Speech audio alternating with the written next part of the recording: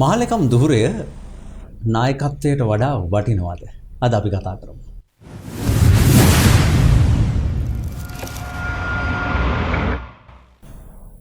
අග්නි දේශපාලන සංවාදය තුලයි ඔබ රැඳී සිටින්නේ. ආයුබෝවන් කියලා පිළිගන්නවා. අද අපි සූදානම් වුණා තවත් සුවිශේෂී චරිතයක් සමගින් කතා බහ කරන්න. දේශපාලන ක්ෂේත්‍රය පිළිබඳව කතා බහ කරද්දී ඉතාමත්ම විශිෂ්ට ඉතිහාසයක් තිබෙන මේ දේශපාලන ක්ෂේත්‍රය තුල අත්දැකීම් සම්භාරයක් තිබෙන කෙනෙකුටයි අද අපි එන්නට කිව්වේ. ඔබට මතක ඇති මම කිව් කතාව මහලේකම් දුරේ මේ මහලේකම් කියන නමත් එක්ක මෙතුමාගේ නම පුදුමාකාර අර ගහට පොත්තසේ බැඳිලා තිබ්බා කියන හැඟීමක් තමයි මට නම් තිබෙන්නේ. අප දන්නා කාලේ සිටම එවැනි ඉතාමත් විශිෂ්ට දුහරයන් ධර්මෙන් රටට විශිෂ්ට සේවාවක් කරපු කෙනෙක්. අද දවසේ අපි ආරාධනා කරනවා තිස්ස අත්තනායක මහත්මයා ආයුබෝවන් කියලා පිළිගන්නවා. ආයුබෝවන්. ඔබතුමා දැන් ටිකක් අපි කිව්වොත් එහෙම මේ මැතිවරණයක් පහු කරගෙන ඇවිල්ලා දැන් මේ පාර්ලිමේන්තුව නියෝජනය කරනවා ජාතික ලයිස්තුවෙන්. දැන් සාමාන්‍ය මේ අපි මුලින්ම ප්‍රවේශයක් විදිහට ගත්තොත් එහෙම මේ පහුගිය මැතිවරණය දිහා හැරිලා බැලුවොත් මොකක්ද සරලව කියන්න තියෙන්නේ ඔයාලට? පහුගිය පාර්ලිමේන්තු මැතිවරණය ඉතාමත් තීරණාත්මක මැතිවරණයක්. ඒකේ අපිට මුණ දෙන්න සිදු වුණු තත්ත්වය මම හිතන්නේ ඒ තරම් සුබදායක තත්ත්වයක් කියලා. ඒකට කාරණා කීපයක් තිබුණා. සමගි ජන බලවේගය කියලා කිව්වේ අලුත්ම දේශපාලන ව්‍යාපාරයක්. ඒක එක්සත් ජාතික පක්ෂයෙන් කැඩලා ආපු කොටසක්. ඒත් එක එක්සත් ජාතික පක්ෂයේ දේශපාලනය රටේ යම් ආකාරයක ප්‍රතික්ෂේප වුණා. ඒක එක්සත් ජාතික පක්ෂයේ කිව්වොත් වැරදි නායකත්වය. ඒකට ඒ කාරණාත් එක්ක තමයි අපිට සිද්ධ වුණේ තරඟකාරී ලෙස ඉදිරිපත් වෙන්න. සංවිධානයක් තිබුණේ නැහැ. ඒත් එක්කම අපිට නිසි වැඩපිළිවෙලක් තිබුණේ නැහැ. ඒ කිසිවක් නැතිව තරඟකට ඇවිල්ලා මේ ජයග්‍රහණය අපිට තහවුරු කරගන්න පුළුවන්කම ලැබුණේ. මම විශ්වාස කරනවා ඉතාමත් කෙටි කාලයක් තුල සමගි ජන බලවේගය මේ ලබාගත් ජයග්‍රහණය ඉතාමත් ශක්තිමත් කළා. ඇයි? අපිට නිශ්චිත වූ ක්‍රියාදාමයක්, සංවිධාන වැඩපිළිවෙලක්, ඒ වගේම ප්‍රතිපත්තියක් රටට කරන්න බැරුව මේ ජයග්‍රහණය අපි ලබා ගත්තේ. ඉතින් අපිට හැප්පෙන්න සිදු වුණේ කාල සීමාවක් තිස්සේ සංවිධානය වෙච්ච දේශපාලන ව්‍යාපාරයක් එක්ක. අනිත් එක ජනාධිපතිවරණයක් අවසන් වෙලා ජයග්‍රහණය අපිට විරුද්ධව කණ්ඩායමට ගෙහිලා තියෙන මොහොතක ලංකාවේ සම්ප්‍රදායෙන් පිට අපි මේ තරගයට ඉදිරිපත් වුණේ. එතකොට මම විශ්වාස කරනවා මේ මොහොත තීරණාත්මක මොහොතක්. ඒ අවස්ථාවේ අලුත් දේශපාලන ව්‍යාපාරයක් හැටියට අපි නැගිටින්න ජනතාව හොඳ පණිවිඩයක් අපිට දුන්නා කියලා. ඒ කියන්නේ දැන් ඔබතුමා පසුපස හැරලා බලද්දී යම් තාක් දුරට හිත සතුටු වෙන්නට පුළුවන් නැත්නම් ඔබලාගේ පක්ෂයක් විදිහට සතුටු වෙන්න පුළුවන් කාරණා ටිකක් තිබෙනවද මෙතන? මම දකිනවා මේකේ එකක් තමයි අපිට මුහුණ දෙන්න තිබුණු අර්බුදකාරී තත්ත්වය. එකක් ආණ්ඩුව පැත්තෙන් අපිට දිගින් දිගටම කිව්වා මේක කැඩිලා බිඳිලා සුන් වෙලා ගිය දේශපාලන ව්‍යාපාරයක්. මේකට දිනන්න බෑ කියලා. අනිත් එක එක්සත් ජාතික පක්ෂයේ පැත්තනොත් අපිට අවලාද නගන්න පටන් ගත්තා. ඕන් කියන්න පටන් ගත්තා අපි මේ පක්ෂය කඩාගෙන ගිය කොන්ත්‍රාත්තුකාරෝ පිරිසක්. ඒ වගේ අවලාදත් නැගුවා. මම කිව්වේ තුන්වෙනිම අපිට තිබුණේ ආවාසිය තමයිනේ ජනාධිපතිවරණේ පරාජය. ඒක රටේ මිනිසුන්ගේ මානසයට දැනෙච්ච දෙයක්නේ. හැබැයි අපි මීට වඩා ටිකක් ජයග්‍රහණය අපේක්ෂා කළා. විශේෂයෙන් මගේ ඉලක්කය නම් තිබුණේ එකක් ආණ්ඩුවට 3න් 2 නොයා යුතුයි කියන ස්ථාවරය. දෙක තමයි අපි හිතුවා සාමාන්‍යයෙන් අපිට ආසන 75ක් 80ක් විතර ඒ ප්‍රමාණයට යාවි. අපි මේ 54ට වඩා වැඩියෙන් බලාපොරොත්තු වුණා. ඇත්තටම ඊළඟ එක තමයි එක්සත් ජාතික පක්ෂයෙන් අපිට එල්ලවන අභියෝගය අවම කරගන්න අපිට පුළුවන් වෙයි කියලා. හැබැයි ඒක නම් සිද්ධ වුණා. ඒක සිද්ධ වුණා. දැන් මේ හිතන්නේ මොන වගේ තැන්වලදී අඩුපාඩු වුණේ? දැන් අර කිව්ව ප්‍රමාණය අඩු වෙන්න හේතුව? ඒකට බලපාපු මූලිකම ආසන්නතම කාරණා සහ තවත් ඒකට බැඳිච්ච කාරණා ගණනාවක් තිබෙනවා. ආසන්නතම කාරණාව මම කිව්වේ අර දේශපාලන වශයෙන් අපි වෙනමම ඇවිල්ලා තරඟ කිරීම හරහා අපිට අර සංවිධාන ජාලය ගොඩනගන්න තිබුණු අවකාශයේ කාලය අඩුකම, ප්‍රචාරයට තිබුණු කාලය අඩුකම. මොකද කොවිඩ් වසංගතයත් එක්ක එළියට බහැලා හරි ප්‍රචාරක ව්‍යාපාරයක් අපිට කරන්න බැරි වුණා. උදාහරණයකට ගන්නකො මාර්තු 2 ආණ්ඩුව විසිර හැරියා. එතකොට ඒ මාසෙම 19 වෙනිදා නාමෝජන බාරගත්තේ. හැබැයි 19 වෙනිදාන් පස්සේ අපිට ජූලි වෙනකන් විතරම හිර වෙලානේ අපි හිටියේ. එතකොට මේ අනුව අපිට ප්‍රචාරක ව්‍යාපාරෙ නිසි අවස්ථාවක් තිබුණේ නැහැ. උදාහරණයක් ගත්තොත් අපි තරම් කරපු ලකුණ දුරකථනය. මේ දුරකථනය පිළිබඳව ජනතාව අතරට ගෙනියන්න sannivedana මාර්ගයක් හැටියට අපිට පාවිච්චි කරන්න තිබුණු බිම් මට්ටමේ ප්‍රචාරක ව්‍යාපාරයට අපිට ඉඩක් තිබුණේ නැහැ. ඒක තමයි පළවෙනිම කාරණේ. දෙක තමයි මම දකින්නේ කොවිඩ් වසංගතයේ අනිත් පැත්තේ ප්‍රතිඵලය. ඒ කිව්වේ ඒක හසුරුවාලීම සඳහා ආණ්ඩුව ගත්ත ක්‍රියාමාර්ග පිළිබඳව යම් ආකාරයක මහජනතාව තුළ හොඳ තත්ත්වයක් ආණ්ඩුවට ලැබුණා. ඒ කියන්නේ හමුදාව යොදවලා සෞඛ්‍ය අංශය යොදවලා ඒගොල්ලෝ යම් කිසි විදියක ඒක සාර්ථක වුණා වගේ හැඟීමක් ජනතාවට ලැබුණා. තුන්වෙනුව ඒත් එක්කම ඔවුන්ට බෙදා දුන්නු සහනාධාර රුපියල් 5000 10000 ඒ සහනාධාරත් ජනතාවට ඒක යම් කිසි විදියක මම හිතනවා ඔවුන්ගේ ඡන්ද ව්‍යාපාරයටත් හේතුවක් වුණා කියලා. මොකද වාස්තවික තත්ත්වයක් නිර්මාණය වුණා. ඒක තමයි කෙටි කාලින දේවල්. හැබැයි දිගු කාලිනවත් තිබුණ ප්‍රශ්නයක්. ඒක තමයි 2015 19 කාලේ යහපාලන ආණ්ඩුවේ ක්‍රියාපිළිවෙතේ තිබුණු බරපතල දුර්වලතා. ඒ කිව්වේ පළවෙනි දේ ගත්තොත් එහෙම අර ආසන්නතම සිදුවීම පාස්කිරිද බෝම්බ ප්‍රහාරය. දැන් ඒකත් එක්ක රටේ මිනිසුන්ට දැනුණා නිසි පරිදි ජනතාව ආරක්ෂා කරගන්න යහපාලන ආණ්ඩුවේ නායකයෝ ක්‍රියා කළේ නැහැ.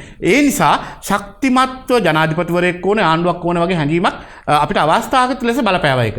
දෙවැනි කාරණේ මම දැක්කා යහපාලන ආණ්ඩුවත් එක්ක සමහර ක්‍රියාදාම කිව්වේ MCC ගිවිසුම් වගේ දේවල් කරලියට පැමිණීම හරහා අපි අර ශ්‍රී ලාංකික අනන්‍යතාවයේ බිඳින්න උත්සාහ කරන පිටසක් වගේ හැඟීමක් ආවා. ඒකටම සම්බන්ධයි සිංහල බෞද්ධකම, ඒ වගේම සිංහල කතෝලික මේ සියල්ල අපිට බලපාලා තිබෙනවා. ඒ නිසා යහපාලන ආණ්ඩුවේ 2015-19 ක්‍රියාවලියත් අපිට අවස්ථාවකට වුණා. ඉතින් මේ හමුවේ අපි අලුත් ප්‍රතිපත්තියක් තියෙන අලුත් වැඩපිළිවෙලක් තියෙන දේශපාලන ව්‍යාපාරයක් හැටියට තමයි සජිත් ප්‍රේමදාස මැතිතුමාගේ නායකත්වයෙන් අපි මේ නැගිටලා තිබෙන්නේ. මගේ විශ්වාසය නම් මේක හොඳ නැගිටීමක්, හොඳ ආරම්භයක් අපිට ඉස්සරහට යන්න පුළුවන්. හොඳ තැනක් මේ ඔබතුමා කිව්වා මේ ජනතාව අතර යම් විශ්වාසයක් තිබ්බා මේ කොරෝනා යම් තාක් දුරට පාලනය කරා කියන කාරණේ. ඔබ හිටපු සෞඛ්‍ය අමාත්‍යවරයෙක් විදිහට ඔබ ඇත්තටම දකින්නේ කොහොමද මේ පාලනය? ලෝකේ කොරෝනා පාලනය සම්බන්ධයෙන් අනුගමනය කරන ක්‍රියාපරිවට අපි පහුගිය කාලේ දැක්කා. එකක් කොරෝනා වළක්වා ගන්න මුල්ම අවස්ථාවේදී ආණ්ඩුව ගත්ත උත්සාහය පිළිබඳව නම් ඒ තරම් මගේ ප්‍රසාදයක් නැහැ. ඇත්තටම කොරෝනා වලින් සම්පූර්ණයෙන්ම මිදිච්ච රටක් හැටියට ආරම්භක අවස්ථාවේදී හරි පියවර ගත්තා නම් අපිට ඉන්න තිබුණා. ඒ කිව්වේ මට මතකයි සජිත් ප්‍රේමදාස මැතිතුමා පාර්ලිමේන්තුවේදී කිව්වා අපේ ගුවන් තොටුපළ తాවකාලිකව වහලා අපි මේ කොරෝනා රටට ඇතුල් වෙන්න ඉඩ දෙන්නේ නැතුව, මොකද පිටින් එන වෛරසයක් මේක දෙන්නේ නැතුව නවත්තලා අපි රට නිදහස් කරමු කියලා. හැබැයි ඒ වෙලාවේ ආණ්ඩුවේ බලධාරීන් hina වුණා. පාර්ලිමේන්තුවේ මට මතකයි මොන විහිළුවක්ද මේ කියන්නේ කියලා වගේ කිව්වා. රට වහන්න පුළුවන්ද? රට මේ කොරෝනා රෝගියෙක් දෙන්නෙක් අහුණයි කියලා අපේ ආර්ථිකය නවත්තන්න පුළුවන්ද? ඔය වගේ කතා කිව්වා. හැබැයි ඒ පියවර ගත්තනම් මේ තරම් දුරවත් කොරෝනා කියන වෛරසය ශ්‍රී ලංකාව ඇතුළට එන්නේ නැහැ. නමුත් අවාසනාවට ඒ පියවර අනුගමනය කරේ නැහැ. ඒකේ අඩුපාඩුවක් තිබෙනවා. හැබැයි දෙවනුව කොරෝනා වෛරසයේ යම් යම් තැන්වල පැතිරෙන්න පටන් ගත්තාම අපේ විශේෂයෙන් මම ස්තුති කරන්න ඕනේ අපේ හමුදාවට සහ සෞඛ්‍ය අංශවලට. ඉතින් ඒක පිටිපස්සෙන් ආණ්ඩුවක් ඉන්නවා. එතකොට මේ කණ්ඩායම් එකට එකතු වෙලා ඒ වෛරසය වළක්වාලාම සඳහා නැත්නම් පැතිරීම වළක්වීම සඳහා ගත්ත පියවර මම හිතනවා ඒක සුබදායක පියවරක්. ඒක අපි අගය කරන්නේ දේශපාලන වශයෙන් බලලා නෙමෙයි. ඒ මොහොතේ ඒක නොකළා නම් මහා ව්‍යාප්තියක් ඇති වෙන්න තිබුණා. අදත් අපේ තියෙන ගෞරවය මොකක්ද? අපි යම් විදියක කොරෝනා වැළඳුනා නැත්නම් ඒ ආශ්‍රිතයෙක් හිටියා කියලා දැනගත්තත් අපේ සෞඛ්‍ය බලධාරීන් සහ අපේ හමුදාව පොලිසිය ගිහිල්ලා ඒ පවුල් ගෙනල්ලා වෙනම හුදකලා කරලා සමාජයෙන් ඈත් කරලා බෝවෙන් ඉදනුදී රඳව ගන්නවා. ඒක ලෝකේ හුඟක් තැන්වල වෙන්නේ නැහැ. දැන් ඉන්දියාව උදාහරණයකට දරුණුම විදිහට මේ දවස්වල ඉන්දියාවේ චෙන්නයි ආශ්‍රිත ප්‍රදේශවල මහා ව්‍යාප්තියක් සිදු වෙනවා. ඇමරිකාව ගත්තොත් ලෝකෙ දියුණුම රට, සල්ලි තියෙන, බලය තියෙන, බෙහෙත් හේත් තියෙන ඒ දියුණුම රටේ අදටත් වළක්වා ගන්න බැරි වෙලා තිබෙනවා. ඒ වෙලා තිබෙන්නේ අපේ තරම් ඒ වළක්වා ගැනීම සඳහා ක්‍රම සහ විධි පාවිච්චි කිරීම කලේ නැහැ. එකක්. දෙක තමයි ඔවුන් ඒක නොසලකා හැරියා. අපි ඒක බරපතල සැලකිල්ලට භාජනය කරා. මේක තමයි වෙනස. මම මෙහෙම ප්‍රශ්නයක් ඔබෙන් අහුවොත් ඔබට මේ ටිකක් මම මේ පහුගිය කාලෙට යන්න හදන්නේ. ඔබ එජාපෙන් වෙන් වෙනවා. සන්ධානයකට වෙනවා. සන්ධානයට එකතු වුණේ යම් තනතුරු බලාපොරොත්තු නැත්තම් කීයක් හරි හම්බුණාද? ඇත්තටම මේ ප්‍රශ්නය මගේ මාධ්‍ය දිගින් දිගටම අහපු සහ අහන ප්‍රශ්නයක්. ඒකට කාරණා දෙක තුනක් තියෙනවා. 2015 ජනාධිපතිවරණය එනවයි කියලා දැනගෙන හිටපු කෙනෙක් මමත්. ඒ කියන්නේ හේතුව මම පුජ්‍යලිකව නෙමෙයි. ඒ තිබුණු පරිසරය. ඒලා දේශපාලනයේ හැසිරීම. මම කියන්නේ හුළඟ හමනකොට කියන්න පුළුවන් මොකද්ද වෙන්නේ කියලා. අපිට ඒ වගේ දේශපාලන අවබෝධයක් තුනා 2015 ජනාධිපතිවරණයක් එනවා කියලා. මේ ජනාධිපතිවරණය වෙනුවෙන් අපි දිගු කාලින වැඩපිළිවෙලක් ක්‍රියාත්මක කළේ. ඒ කියන්නේ අපි ඊළඟ ජනාධිපතිවරණය දිනන්න ඕනේ. දිනන්න කුමක්ද කළ යුත්තේ? මේ ගැන සාකච්ඡාවක් තිබුණා පක්ෂ අභ්‍යන්තරයේ එක්සත් ජාතික පක්ෂයේ.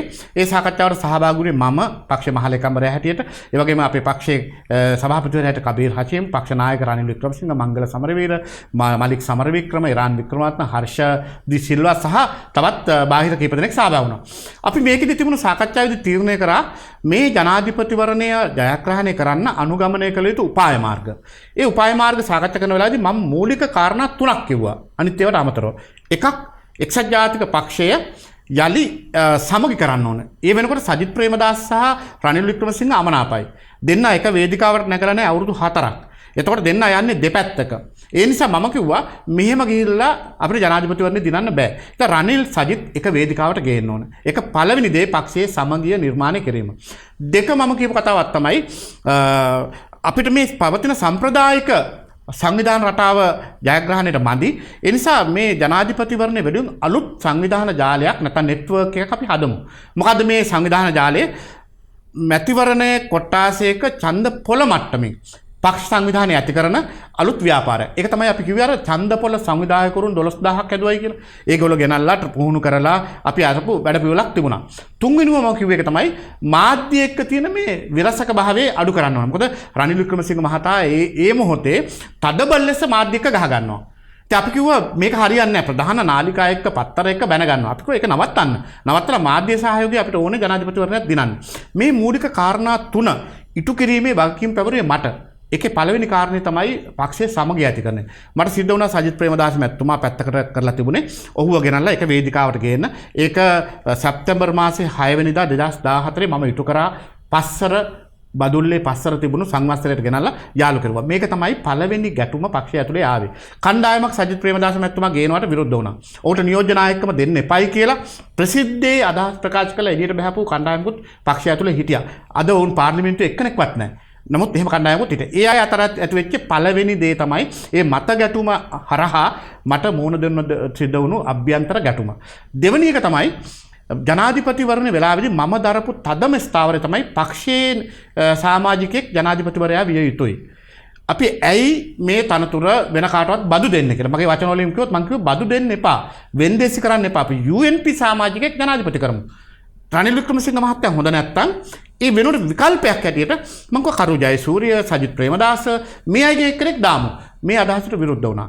මේ අදහසට විරුද්ධ වුණා පමණක් නෙවෙයි ඔවුන් රහස්‍යගතව මේ මෛත්‍රීපාල සිරිසේනව ජනාධිපති අපේක්ෂා කළා. මම ඒ සම්බන්ධයෙන් එකගතාවයේ නැහැ කියන එක ප්‍රසිද්ධිත් ප්‍රකාශ කරා. පුජ්‍යලිකවත් ප්‍රකාශ කරා. මම කිව්වා කිසි දැසකත් මට මේකට සහයෝගය දෙන්න බෑ කියලා. එතකොට ඒ මත ගැටුම් දෙක තමයි පක්ෂය අභ්‍යන්තර තිබුණේ. නමුත් මම කිසි විටක මේ එක්සත් ජාතික පක්ෂයේ මේ ක්‍රියාදාමෙන් ඉවත් වෙන්න තීරණයක් අරගෙන නෙවෙයි ඒකට ඒ විදිහට මැදිහත් වුණේ. නමුත් අවාසනාවට වගේ ඒ සිද්ධිත් එක්ක පක්ෂ අභ්‍යන්තරයේ ඇතිවෙච්ච මත ගැටුම දිගදුර ගියා. ආවේගශීලී තීන්දුවක්. මම අදත් කියන එක ආවේගශීලී තීන්දුවක්. මම හිතුවා සහයෝගය දෙන්නේ නැහැ කියලා. ඒ සහයෝගය දෙන්නේ නැහැ කියලා හිතලා මම පක්ෂ මහලේකම් ධූරයෙන් ඉල්ලා වුණා. ඒ ඉල්ලාස්වීම දීලා මම එළියට ආවේ තව කාටවත් උදව් කරන්න නෙවෙයි. නමුත් දේශපාලනයේ ස්වභාවිකව සිද්ධ වෙන දෙයක්. ඒක මට විතරක් නෙවෙයි ඉතිහාසයේ ඕනතරම් අත්දැකීම් පූර්වාදර්ශ තිබෙනවා. ඒ නිසා මම එළියට ඇවිල්ලා මට හිතුණා මෙයා පරාජය කරන්න ඕනේ. ඉතින් බාහිර කණ්ඩායම් සහ අනිත් අයගේ මැදිහත් වීම මත මට සිද්ධ වුණා ශ්‍රී ලංකා නිදහස් පක්ෂයේ මහලේකම්වරයා නම් තරම් කරන්නේ එක්සත් ජාතික පක්ෂය ජයග්‍රහණය කරවන්න. එහෙමනම් මට සිද්ධ වෙනවා ශ්‍රී ලංකා නිදහස් පක්ෂයේ සභාපතිවරයාත් එක්ක එකතු වෙලා මේ ගමන යන්න වගේ හැඟීමක් මට ආවා. ඉතින් මම ඒක අද හොඳද නරකද කියලා බලනකොට එකයි මම කියන්නේ. මම එදා ඉතාමත් පැහැදිලිව කියපු කාරණා දෙකක් තියෙනවා. එකක් තමයි මෛත්‍රීපාල සිරිසේන මහතා ජනාධිපති අපේක්ෂක හැටියට තෝරගෙන ඔහු ජනාධිපතිවරයා වුණොත් එක්සත් ජාතික පක්ෂය විනාශය කරා ගමන් කරනවා. ඒක මගේ වචන වලින් කිව්වොත් මම කිව්වේ එක්සත් ජාතික පක්ෂය අද යන්නේ මෛත්‍රීපාලත් එක්ක කනත්තට. මම කනත්තේ ගේට්ටු ළඟට ගිහිල්ලා බහිනවා බහැලා මම දේශපාලන වශයෙන් වෙනත් තීන්දුවකට එනවා කියලා. ඒ මං කිව්වේ ඒගොල්ලන්ට තේරෙන්න. ඒක පළවෙනි දේ. දෙක තමයි මම කිව්වේ රට විනාශයි කියලා. මම කිව්වා රට කරවන්න පුළුවන් මිනිහෙකුට නායකත්වය දෙන්න. මෛත්‍රීපාල සිරිසනත් එක්ක මේ ගමන යන්න බෑ කියලා. ඉතින් අද මේ දෙකම යථාර්ථයක් වෙලානේ. ඉතින් ඒකයි මම කියන්නේ. ඒ නිසා මම තාමත් පැහැදිලිව කියනවා ප්‍රතික්ෂේප කරනවා මම කිසිදු වරප්‍රසාදයකට තනතුරකට නැත්නම් වෙන වාසියකට ගත දේශපාලන තීන්දුවක් නෙවෙයි. මම දුටුවක් කල් වේලා ඇතුවම රටයි පක්ෂයයි විනාශ වෙනවායි කියලා. ඒ නිසා පාක්ෂික හැටගත තීන්දුවක්. කල් වේලා නැත්නම් අපි කිව්වොත් අර දුර දක්නා නුවණ කියන එක දේශපාලන ඉතාමත් වටිනවා.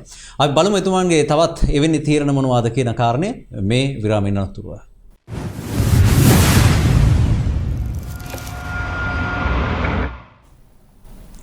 පක්ෂ විපක්ෂ තර්ක එකින් එක ගැටෙන අග්නි දේශපාලන සංවාදයේ දේශපාලන අධිමාත්‍රාවත් සමගින් අද දවසේදී සමගි ජනබල වේගයේ වෙනුවෙන් පාර්ලිමේන්තුව නියෝජනය කරන 37 නායක මැතිතුමන් අපිත් එක්ක ඉන්නවා.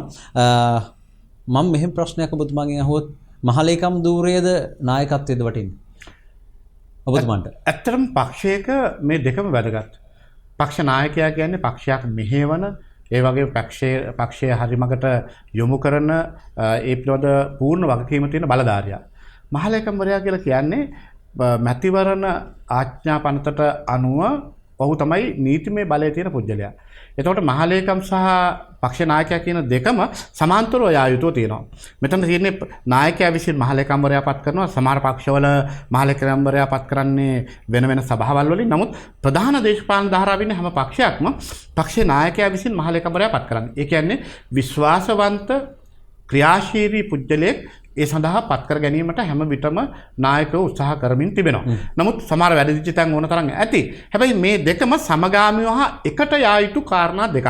අනිත් අනතුරු වලට වඩා මොකද මැතිවරණ උදාහරණයක් ගත්තොත් මැතිවරණ නීතියට අනුව මැතිවරණයක් සඳහා විසුරා හැරීමක් කරාට පස්සේ පූර්ණ බලය පැවරෙන්නේ මහලේකම්වරයාට. ආයි මැතිවරණය අවසන් වෙනතුරු. ඔහුගේ අස්සන තමයි අවසාන වශයෙන් වැදගත් වෙන්නේ හැම දෙයකම. ඒක නායකයාට නෑ. හැබැයි මැතිවරණයක් නොමැති කාලවල හුඟක් පක්ෂවල බලය තියෙන්නේ පක්ෂ නායකයාට. මම කියන්නේ ඔබ කැමති වෙනවද එන්කොට?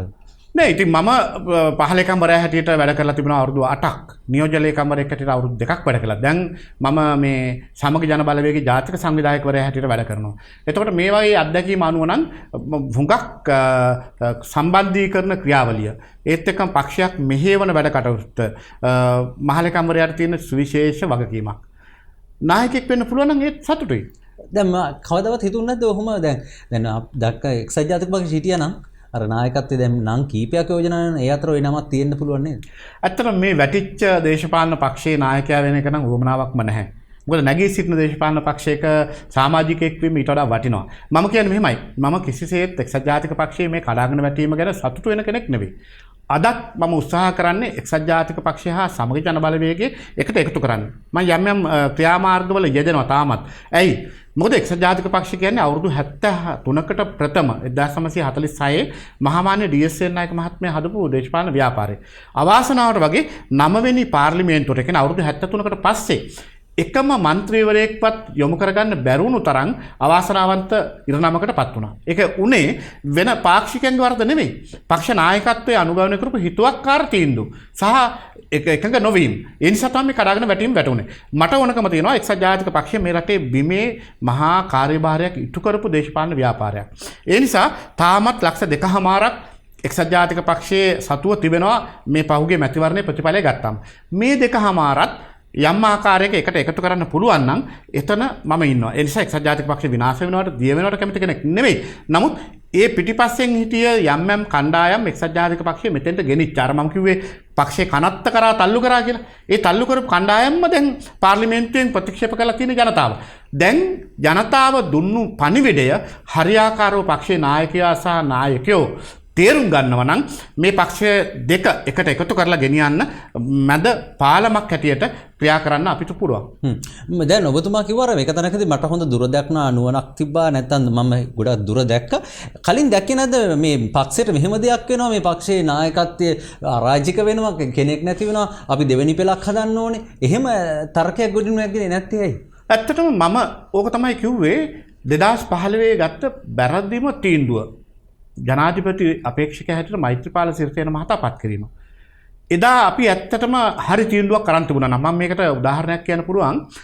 මට මතකයි ඒ ගාස්වල ජනාධිපති අපේක්ෂකයා ගැන මාදුලාවේ සෝබිත නායක ස්වාමීන් වහන්සේගේ මූලිකත්වයෙන් තිබුණු සිවිල් ව්‍යාපාරය, සාධාරණ සමාජයක් ව්‍යාපාරය බොහෝ කතිකාවකට සම්බන්ධ වෙලා හිටියනේ. ඇත්තටම දේශපාලනයේ උඩු යටිකුරු කරන්න සාධාරණ සමාජයක් ව්‍යාපාරයේ තාමත් සුවිශේෂ මැදිහත් වීමක් කළා.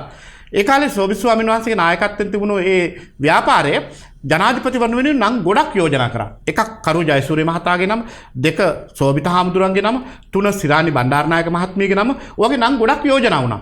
මේ නම් යෝජනා වුණු කාලේ මං පෙනී හිටියේ මේ අතරින් පක්ෂයේ සමාජිකෙක් ආයුතුයි කියන තැන. ඇයි?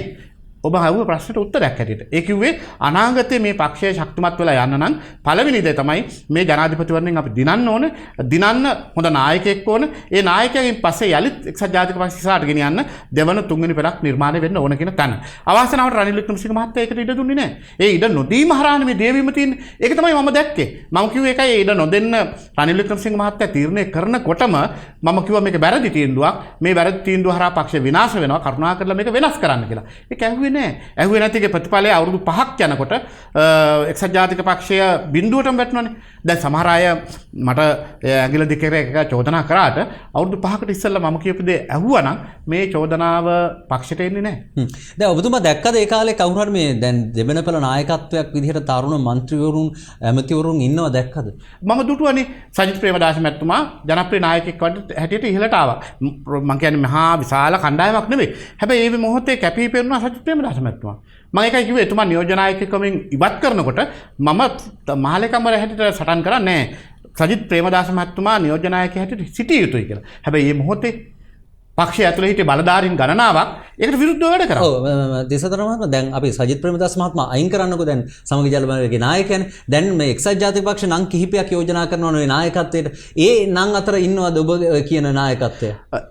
පළවෙනියටම කියන්න ඕනේ ඒ අතර කිසිවෙක් නැහැ කියලා. ඇත්තටම ජාතික මට්ටමේ දේශපාලන ව්‍යාපාරයකට රට පිළිගන්න නායකයෙක් ඕනේ. ඔවුන් සියලු දෙනාම ජනතාව ප්‍රතික්ෂේප කරපු නායකයෝනේ. දිනපු නායකයෝ නෙවෙයිනේ. පෞගේ පාර්ලිමේන්තු මැතිවරණ දැන් මීට කෙටි කාලයකට ඉස්සර තිබුණු මැතිවරණයේදී ওই සියලු දෙනාම ගෙදර යවුවා. ඒ ගෙදර යවපු නායකයෝ ටිකට ජාතික නායකත්වයක් ගැන සුදුසුයි කියලා කවුරු හරි හිතනවා නම් එයාගේ මොලේ මොකක් හරි අමාරුවක් තියෙනවා. එක මම කියන්නේ මොකද්ද දැන් ගලවා ගැනීමට තියෙන විකල්පය? විකල්ප දෙකක් තියෙනවා. එක්සත් ජාතික පක්ෂය යලි සක්‍රිය කරන්න නම් පළවෙනි දේ තමයි මම කියනවා පක්ෂ නායකත්වයේ සජිත් ප්‍රේමදාස මහතාට බාර දීලා සමගි ජන බලවේගයේ සහ එක්සත් ජාතික පක්ෂයේ එකම දේශපාලන ව්‍යාපාරයක් කරන්න ඕනේ. ඒකද මම කියන්න ඕන පැහැදිලිවම ඒක කරන්න කිසි අපහසුයක් නැහැ. මම දැක්කා කියලා තියෙනවා එක්සත් ජාතික පක්ෂයේ කුත්‍යාධිකාරී මණ්ඩලයේ සමාජිකයෙක් වෙන්න ඕනේ. නායකයා වෙන්න නම් ඒ වගේම එක්සත් ජාතික පක්ෂයේ සමාජිකයෙක් වෙන්න ඕනේ. මේ පක්ෂ දෙකක සමාජිකත්වය දරන්න බෑ. ඔයගේ විවිධ තර්ක විතර්ක කරලා තියෙනවා. මේ එකක්වත් රටේ ව්‍යවස්ථාව නෙවෙයිනේ. පක්ෂ ව්‍යවස්ථාව මේවා වාඩි වෙලා මේසයක් වටේට වාඩි වෙලා සාකච්ඡා කරලා එහාට මෙහාට කරන්න පුළුවන් දේවල්. කිසිම ආකාරයකින් මේ ජනමත විචාරණයක් තියෙන කාරණා නෙවෙයි. පාර්ලිමේන්තුවේ 3-2 අනුමත වෙන කාරණා නෙවෙයි. මේවා මේ මේසයක් වටේ වාඩි වෙලා අපිට ඕන විදිහට වෙනස් කරගන්න පුළුවන් කාරණා. මහා සම්මුලකට කියලා අනුමත කරන්න පුළුවන් කාරණා. ඒ නිසා පළවෙනි විකල්පය තමයි සජිත් ප්‍රේමදාස මැතිතුමාට මේ පක්ෂයේ නායකත්වයේ බාර දීලා මේ පක්ෂ දෙකම එකට එකතු කරලා ඉදිරි ගමනක් වෙනුවෙන් යෑමේ හරහා පමණයි එක්සත් ජාතික පක්ෂය සුරක්ෂිත වෙන්නේ. දෙක මම කියන එහෙම කරන්න දුෂ්කරතාවයක් අමාරුවක් හෝ බැඳීමක් තියෙනවා නම් විකල්පය තමයි මැදිහත් නායකයෙක් ආයුතුයි. ඒ මැදිහත් නායකයාට පුළුවන් අන්තර් කාලයකට මොකක් හරි අන්තර්වාර කාලයකට නායකත්වයට බාරගෙන මේ දේශපාලන පරිවර්තනය කරන්න සුදුසු මාර්ගය විවෘත කරන එක. දැන් ඒ වෙනුවෙන් කවුද කියලා ඔබ ඊළඟට අහයි මගේ. මම කියන ඒ වෙනුවෙන් කරු ජයසූරිය මහතා සුදුසුයි කියලා. මොකද ඔහු වයෝවෘද්ධ නායකයෙක්, අත්දැකීම් තියෙන නායකයෙක්, පරිවර්තනයකට යම් විදියක සුදුසු වාතාවරණයක් හදන්න පුළුවන් කෙනෙක්. ඒ නිසා මම පුද්ගලිකව විශ්වාස කරන දෙයක් ඒ වගේ තැනකට එන්න පුළුවන් නම් අපිට ඒකත් සුබවාදී බලාපොරොත්තුවක්. එතෙන්දී මම පොඩි ගැටලුවක් දැන් එතෙන්දී ඒගොල්ලෝ ඉදිරිපත් කර තර්කය තමයි ඔහුගේ වයස ප්‍රමාණය. වයස වැඩි කියන එක. දැන් ඇත්තටම දේශපාලනයට ඔය කාලේ අදාළ නැද්ද? සාමාන්‍යයෙන් අපි රැකියාවකට ගියහම වයස අවුරුදු 55 60 කියන්නේ විශ්‍රාමක සුවය. ඇයි දේශපාලනයට අදාළ නැද්ද? ඇත්තටම ලංකාවේ කොහොමවත් නීතියක් නැහැ. ඕක තියෙන්නේ අපි හිතලා බලලා ස්වේච්ඡාවෙන් ගන්න වූ තීරණයක්. ඒතර කරු ජයසූරිය මහතා උදාහරණයකට හොඳ සිහිබුද්ධියෙන් ඉන්න හොඳට ඇවිදලා කරලා රට පුරා ගිහිල්ලා වැඩ කරන තාමත් ඔහු හොඳ සෞඛ්‍ය සම්පන්න පුද්ගලයෙක්. දැන් ඊට වඩා අන්තලෙස්ස සෞඛ්‍යයෙන් පිරිහුණු අය අද රටේ නායක වෙලා තින්නේ. අමතුරු වෙලා ඉන්නේ. ඉතින් ඒ නිසා මං කියන්නේ අන්තර් කාලයකට ඊළඟ ජනාධිපතිව අපේක්ෂා කරන්න නෙමෙයි. මේක මැදිහත් කරුවෙක් හැටියට ඔහු බාරගෙන එතන සිට යම් පරිවර්තනයක් ඇති කරලා මේ සියලු දේශපාලන අදහස් උදහස් එකට එකතු කරලා කැටි කරලා සමගි සම්පන්න දේශපාලන ව්‍යාපාරයක් ගොඩනගන්න ඔහු හොඳ මැදිහත් කරුවෙක් කියලායි මම කියන්නේ. තිස්සතරක් මහත්මයා දැන් ওই ප්‍රශ්නේ මම දිගුවක් විදියට අහන්න මෙහෙම දැන් ඔබ හිතනවාද ඇත්තටම දේශපාලනයනුත් විශ්‍රාම ගත යුතු කාලයක් තියෙනවා කියලා? ඇත්තටම ඔව් දේශපාලන විශ්‍රාම ගත යුතු කාල සීමාවක් අනිවාර්යයෙන්ම ස්වේච්ඡාවෙන් හෝ ඇති කරගත යුතුයි. ඒ කිව්වේ දැන් උදාහරණයකට කිව්වොත් දිගින් දිගටම පරදිනවා නම් වයස් සීමාව පැත්තකින් තියන්නකෝ. පරදිනවා නම් ඔහු නිශ්චිත විදිහට තීන්දුවකට එළඹෙන්න ඕනේ. එහෙනම් ජනමතය මට නැහැ. එහෙනම් මම තවදුරටත් මේ දේශපාලනයේ රැඳී සිටිය යුතු නෑ කියලා ස්වයන්ව තීරණය කරලා දේශපාලනයේ යා යුතුව තියෙනවා. දෙක තමයි දේශපාලනයේ අපි රැඳිලා ඉන්න පුළුවන් නිශ්චිතව ජනප්‍රිය වෙන කාල සීමාවක් තිබෙන ඕනම පුද්ගලයෙකුට. ඒ කාල සීමාවන් පස්සේ රැඳී හිටියොත් අර ජනතා ප්‍රසාදයට වඩා අප්‍රසාද වෙනවා. ඉතින් ඒකත් ස්වේච්ඡාවෙන් තීන්දුව කළ යුතු එකක්. තුන්වෙනිව තමයි වයස. වයස කියලා කියන්නේ ලංකාවේ විතරක් නෙවෙයි ලෝකේ බලගත්තාම මේ දකුණු ආසියාවේ දේශපාලනය මේක විශේෂයෙන් තියෙනවා. හැබැයි යුරෝපයේ එහෙට ගියාම සම්පූර්ණ වෙනස්. හැබැයි දකුණු ආසියාවේ දේශපාලනයේ වයස්ගත වීම දේශපාලන සුසුකමක් හැටියට සලකන්නේ. දැන් උදාහරණයක් ඉන්දියාව ගන්නකො. ඉන්දියාව පාකිස්තාන නම් මේ මෑත ලොකු වෙනසක් ඇති වුණා. ඉම්රාන් ખાන් ඇවිල්ලා. නමුත් බංගලාදේශ මේ කලාපේ රටවල් ගත්තොත් දැන් අපි හිතුවත් එහම මාලදිවයින් ගත්තත් පහුගිය කාලේ අබ්දුල් ගහින් වගේ නායකයෝ. ඉතින් ඒ නිසා පරිණත වීමක් දකුණු ආසියාවේ අපේක්ෂා කරනවා. ඔහු සාර්ථක දේශපාලනඥයෙක් වෙන්න සුදුසුකමක් හැටියට. නමුත් හොඳ සිහිබුද්ධියක් තියෙන්න ඕන. හොඳ කල්පනාවක් තියෙන්න ඕන. වැඩ කරන්න පුළුවන්කමක් තියෙන්න ඕන. ජනතාව එක්ක සමීප වෙන්න හැකියාව තියෙනවා. මේවා නැත්තම් විශ්‍රාම ගත යුතුයි. මම කියන්නේ එහෙම වයස් සීමාවක් ඇති කරත් වරදක් නැහැ. සාමාන්‍ය එහෙම සිහිබුද්ධිය අහිමි නොවන කාලයක් සීමාවක් දාගන්න ඕනේ. දේශපාලනට එන්න වයස් සීමාව 18යි කියලා තියෙනවනේ. එහෙනම් යන්නත් කාල සීමාවක් දාගන්න එක නරක නැහැ. දැන් ඔබතුමා කිව්වා දැන් මේ දිගින් දිගටම පරදිනවා නම් යන්න ඕනේ කියලා. දැන් සමහරව මතයක් තමයි තිස්ස අත්තනායක මහත්මයා යන පැත්ත පරදිනවායි කියලා. ඇත්තට මේක සමහර අය හාස්‍යයට ගොඩනගපු තර්කයක්. හැබැයි මම කියන්නේ මම දේශපාලනය ආරම්භ කරේ 1977 මන්ත්‍රීවරයෙක් නෙවෙයි. මම සහයෝගය දෙන්න මගේ දැනීමේ හැටියට පටන් ගත්තේ. 1977 මම හිටියේ ජේ.ආර්. ජයවර්ධන හිටපු පැත්තේ. ඒ කියන්නේ මේ රටේ හිටපු තාමත් කීර්තිමත් ජනාධිපතිවරු. ඔහුගේ පාලනය කරපු පැත්ත මම නියෝජනය කරපු පැත්ත.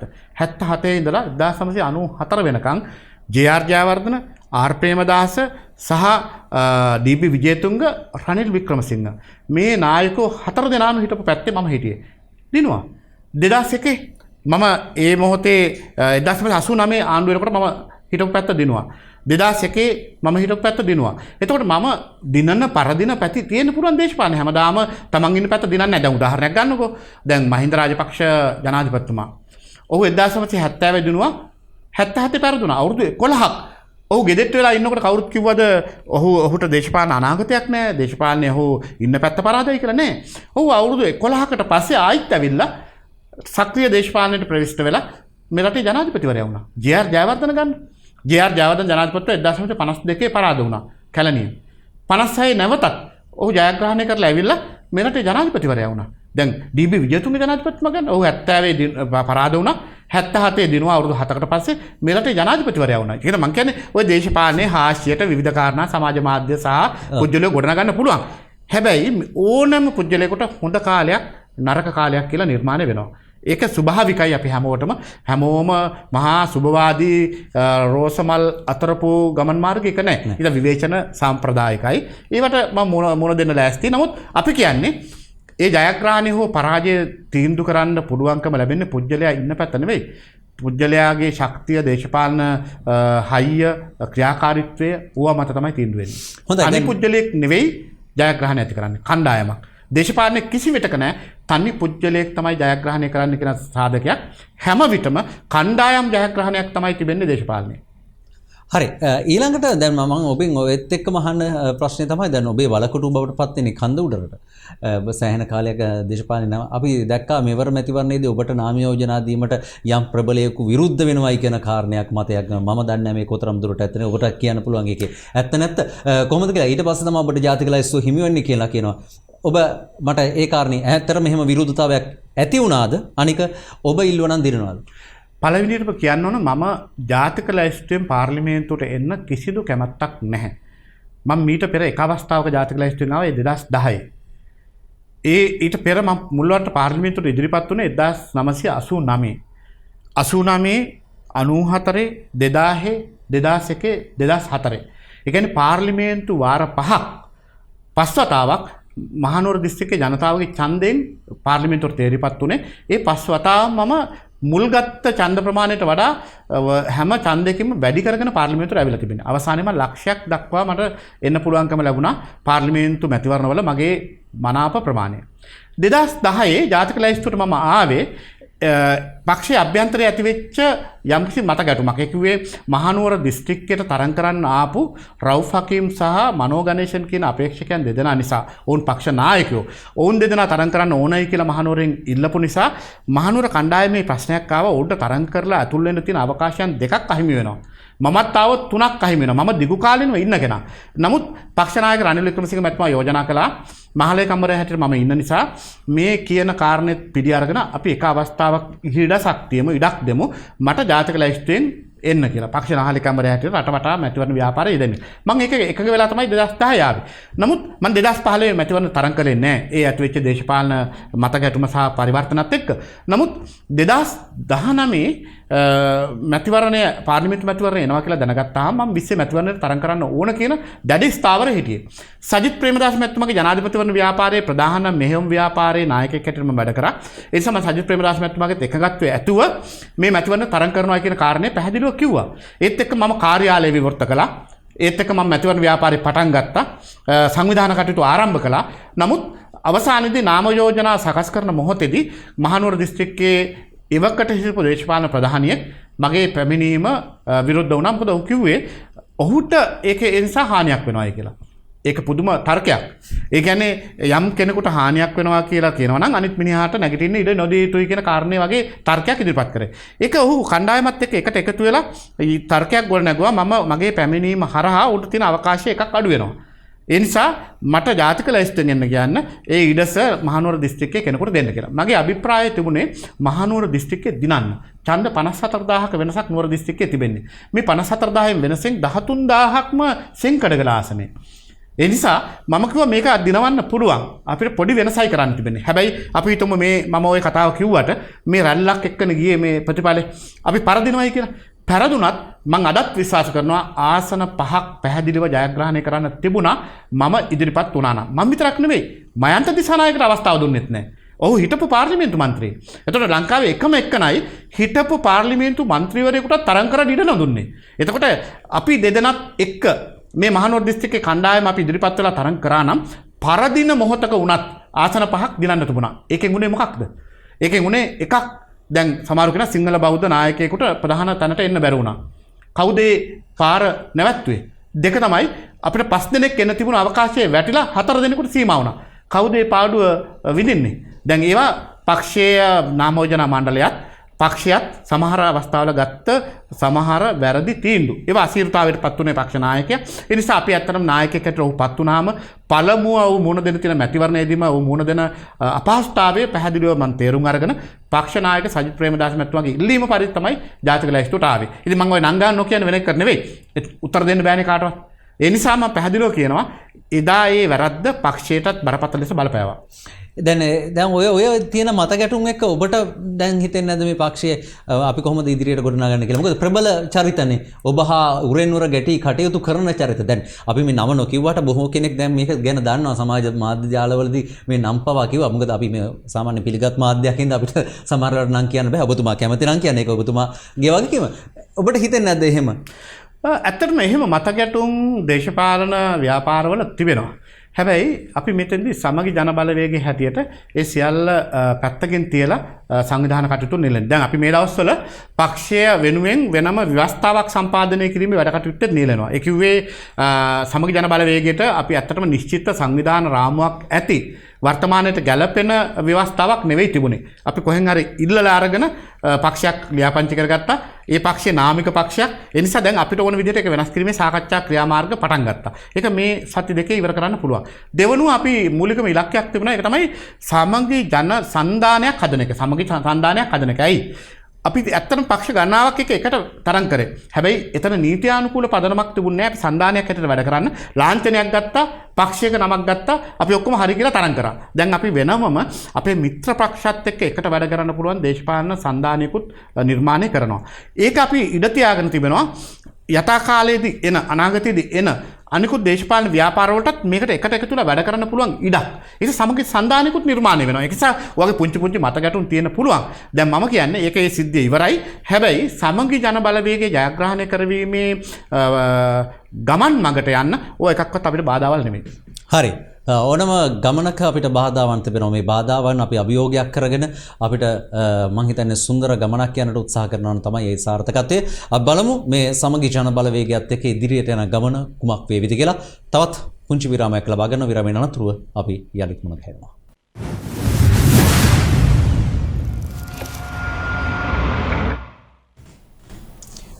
අද දවසේ අපේ අග්නි දේශපාලන සංවාදයත් සමගින් එකතු වන්නේ සමගි ජන බලවේගයේ ජාතික සංවිධායක තිස්සත් නායක මැතිතුමන්. එතුමන් දේශපාලනයේදී බොහෝ කරුණු කාරණා ගැන මතු කරා, හැලහැප්පීම් පිළිබඳව කතා කරා. මම ඊළඟට යන්නම් සමගි ජන බලවේගයේ පැත්තට. සමගි ජන බලවේගය කියන්නේ පක්ෂයක්ද සන්ධානයක්ද? දැනට පක්ෂයක්. සන්ධානයක් බවට පරිවර්තනය කරන්න අපිට දැන් ලෑස්ති වෙනවා අපි. මොකද ඒක හේතුව එක කල යුතුව තිබෙනවා. මොකද අපේ මිත්‍ර පක්ෂ කීපයම අපිත් එක්ක තරම් කළේ මේ මොහොතේ ෂණිකව ගත්ත තීන්දුවක් අනුව. ඇත්තටම පක්ෂයක් තිබුණෙත් නැහැ. වෙන බාහිර පක්ෂයක් අරගෙන නම වෙනස් කරලා ලකුණු වෙනස් කරලා තරම් කරාට ගැටලුව නේද? ඒකෙදිත් නීතිමය ගැටලු අපිට අභියෝග කරපුවා තිබුණා. එක්සත් ජාතික පක්ෂය ප්‍රශ්නක් තිබුණා. නමුත් දැන් අපි තීරණය කරලා තිබෙනවා පක්ෂයක් හැටියට මේක හරියට පරිවර්තනය කරන්න. ඒත් එක්කම සමගි සන්ධානයක් හැටියට වෙනම පරිවර්තනය කරලා සන්ධානිකුත් කරන්න. ඒක ප්‍රශ්නයක් නෙවෙයි. එතකොට සමගි ජන බලවේගයත් සන්ධානි පාර්ශවකරුවෙක් බවට පත් වෙනවා. හොඳයි. දැන් මම මේක ඇහුවා මොකද සුළු පක්ෂ අපි දැක්කා දැන් ටිකක් වෙන ප්‍රකාශ සිදු කරමින් යනවා. උන්ට අර ඉල්ලපු දේවල් හම්බුන්නේ නැහැ කියලා. ඇත්තටම මුලින්ම මොන හරි ගිවිසුමක් තිබ්බද? ඇත්තටම ගිවිසුමක් නැහැ. අවබෝධයක් තිබුණේ. ඔතන මතුවෙන්නේ ප්‍රධානම කාරණාව අර ජාතික ලැයිස්තුවෙන් മന്ത്രി ධූර ඉල්ලා සිටීමේ ගැටලුවක් අපිට තිබුණා. නැත්te නැහැ. මොකද අපි අපේක්ෂාවෙන් හිටියේ අපිට ආසන 75ක් 80ක් විතර ලැබෙයි. ඒතකොට ජාතික ලැයිස්තුවකින් අපිට 10 ඉක්මවලා අපිට යම් ප්‍රමාණයක් ලැබෙයි කියලා. නමුත් අවසනාවට අපිට ලැබුණේ මුළු ප්‍රමාණයම 7යි. එතකොට අපේ ප්‍රතිපත්තිමය එකඟතාවයක් තිබුණා මුල් 6 සමගි ජන බලවේගයේ නියෝජනය කරන කණ්ඩායමට දෙන්නේ. ඒත් එක්කම එතනින් පස්සේ ලැබෙන ප්‍රමාණය තමයි අනිත් මිත්‍ර පක්ෂ එක්ක බෙදාගන්නේ. ඔවුන් ලබා ගන්නා වූ മന്ത്രി ධූර ප්‍රමාණයට සමානුපාතිකව කියලා. ඔක මම දන්නේ එක්සත් ජාතික පක්ෂ මහලේකම්වරයා හැටියට අපි යම් යම් ගිවිසුම් වලට එළඹෙනකොට ඔය වගේ කොන්දේසි සහිතව අපි එකඟුනේ. මෙතන කොන්දේසි නැහැ. මෙතන අවබෝධයක් තිබුණේ. නමුත් අවසානයේදී අපිට 7 දෙනෙක් තේරිපත් වුණාම 6 දෙනෙක්ම නම් කළාම ඉතුරු වෙන්නේ එක മന്ത്രി ධූරයයි. මේක අපිත් එක්ක තරම් කරපු මිත්‍ර පක්ෂ තුනක්ම ඉල්ලුවා. ඒ කිව්වේ මනෝ ගණේෂන් මහතාගේ නායකත්වයෙන් තියෙන ද්‍රවිඩ සන්ධානය, ඊළඟට රවුෆ් හකීම් මහතාගේ නායකත්වයෙන් තියෙන මුස්ලිම් සන්ධානය, ඒත් එක්කම රිෂාඩ් බදූදීන් මහතාගේ මූලිකත්වයෙන් තියෙන සන්ධානය මූලික වශයෙන් මේ ඉල්ලීම කරා. ඒත් එක්කම අපිට මේ පාට්ලි චම්පික රණවක මැතිතුමාගේමුත් ඉල්ලීමක් තිබුණා. එතුමාගේ පක්ෂය වෙන වුණොත්. නමුත් මේ සියල්ල සලකා බලනකොට අපිට මේක 4කට බෙදන්න බෑ. මේක දීර්ඝ සාකච්ඡාවක් කරා, අභ්‍යන්තර තර්ක විතර්ක ගියා. නමුත් අවසානයේදී එකඟත්වයකටපත් වුණා පක්ෂ නායකතුමාට මේ කරුණු සලකලා බලලා සුදුසු තීරණයක් ගන්න කියලා. ඒකට පක්ෂ ඔක්කොම එකඟ වුණා. හැමෝම හුඟක් එතන ඉන්න කණ්ඩායම් දෙකක්ම ප්‍රකාශ කරා ලැබෙනවා නම් മന്ത്രി ධූර එක මේ හැම එකනටම ලැබිය යුතුයි. නොලැබෙනවා නම් එක්කෙනෙකුටත් දිය යුතු නැහැ කියලා. ඉතින් මේ අවසාන තීරණය ගැනීම පක්ෂ නායක සජිත් ප්‍රේමදාස මැතිතුමාට පැවරුවේ. ඔහු තීරණය කරා එක മന്ത്രി ධූරයක් පක්ෂ ඔක්කොටම බෙදන්න බෑ. ඒ නිසා අපිට අනාගතයේ එකට වැඩ කිරීමේ බාධාවක් නොකරගෙන මේ තියෙන අසිරු අවස්ථාව තේරුම් අරගෙන අපි මේ තීන්දුවට එළඹෙනවායි කියලායි මේ නම් 7 නම් කරනු ලැබුවේ. දැනට කියන ගැටලුවක් නැහැ කියලාද කියන්නේ? නෑ. පුංචි මතභේද මතවාද නැහැ කියලා අපි ප්‍රතික්ෂේප කරන්න හොඳ නෑනේ. ඇති.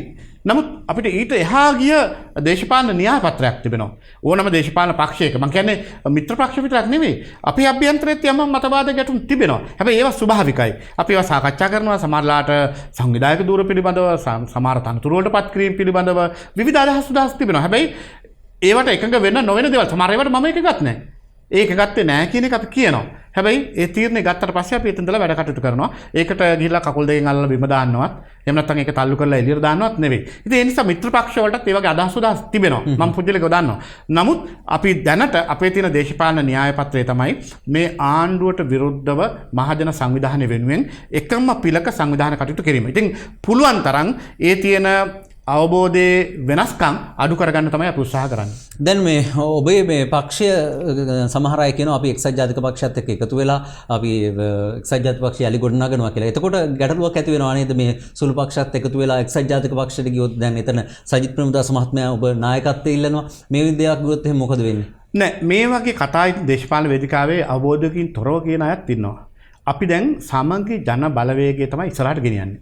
ඒ වගේම සමගි සන්ධානය.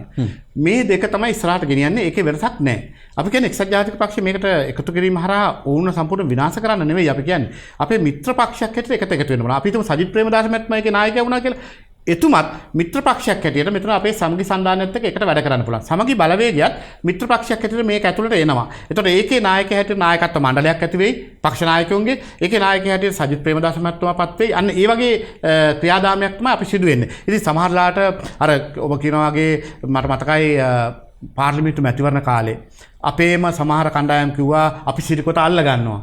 ඇත්තටම ඒක කියන්නේ අර ආකර්ෂණය සඳහා. දැන් මම ඊයේ පෙරේද මාධ්‍යයකට කිව්වා අපි එක්සත් ජාතික පක්ෂය ආක්‍රමණය කරනවා කියලා. මේක හෙඩ්ලයින් එකක් දැම්මා පත්තරයක. ඒතර මගෙන් අහුවා කොහොමද මේ ආක්‍රමණය කරන්නේ මොකද්ද සැලසුම ආරම කියලා. මම කිව්වා ඕක නෙවෙයි අපි මගේ අදහස මම කියලා තියෙන්නේ එක්සත් ජාතික පක්ෂය ආක්‍රමණය කරනවා කියන එකෙන් අදහස් කරුවේ බිම් මට්ටමේ මිනිස්සු දිනා ගැනීමේ වැඩපිළිවෙලක් අපි ක්‍රියාත්මක කරනවා. ලක්ෂ 2.5ක් බිම ඉන්න මිනිසුන්ට තවදුරටත් අසරණ වෙන්නේ නැතුව අපිත් එක්ක එකතු කරගන්න අපි යම්කිසි විදියක දේශපාලන ව්‍යාපාරයක් ක්‍රියාත්මක කරනවා. ඒක තමයි මගේ ආක්‍රමණය කියලා.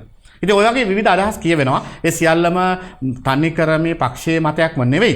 සමහර අය උද්‍යෝගයට ඒ වගේම හැඟීම් බරව නොඑක් දේවල් කතා කරනවා. ඔබ හිතනවාද මේ දැන් කියන කාරණයක් තමයි මේ ආණ්ඩුව හැදුනේ සිංහල බෞද්ධ ඡන්ද මත කියන කාරණේ. ඒකට මොකද දෙන්න පුළුවන් විතර? මටත් ඒකේ පිළිගැනීමක් තිබෙනවා. ආණ්ඩුව පහුගිය කාලේ සම්පූර්ණ දේශපාලන ව්‍යාපාරයේ පදනම් කරගත්තේ සිංහල බෞද්ධ ඡන්ද ව්‍යාපාරය වෙනුවෙන් ඔවුන් තමයි නායකත්වය දෙන්න කියන හැඟීම දුන්නේ.